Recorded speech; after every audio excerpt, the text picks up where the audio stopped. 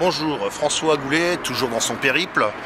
Vous êtes ici devant une perle, une merveille du Perche, l'ancienne usine Abadi.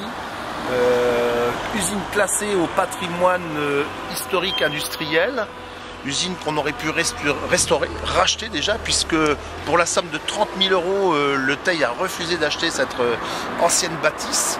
Ancienne bâtisse qui aurait pu servir déjà à faire de l'électricité, puisque les turbines sont là, elles marchent toujours. Donc d'un point de vue écologique, on aurait pu vraiment travailler sur ce projet. Les bâtiments sont magnifiques, on aurait pu faire le musée du papier Abadi, puisque des gens du canton sont toujours là, vivants, et ont travaillé dans cette usine. Donc on pourrait exploiter cette source.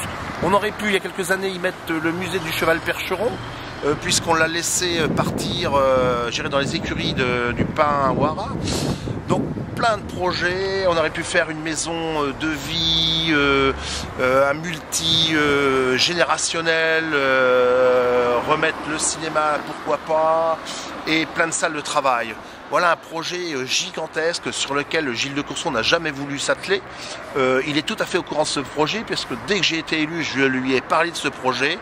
Mais aujourd'hui, personne, a voulu sérieusement s'atteler à ce projet. C'est fort dommage pour la commune. Ce serait une entrée remarquable pour le Perche et pour notre département de l'Orne. A bientôt, François Goulet.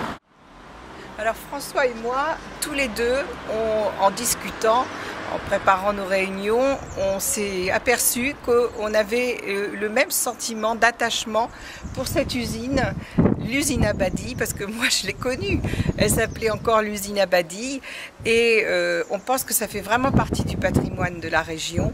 Et ben, c'est quelque chose qui nous a échappé, puisque maintenant il y a un propriétaire qui a acquis cette usine pour une somme qui n'était pas très importante au niveau d'un conseil général, et on se disait qu'on aurait pu faire de cet endroit un centre culturel formidable,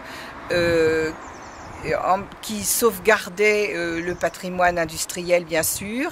On rêvait du musée du papier qu'on aurait pu installer entre ces murs, d'une salle de conférence, de salles ouvertes à toutes les associations, car quand même on a un milieu associatif bien développé dans le canton et on veut absolument l'encourager, et on pensait que ça aurait pu être là un nid de toutes ces associations qui auraient pu d'ailleurs communiquer beaucoup plus les unes avec les autres sous le même toit.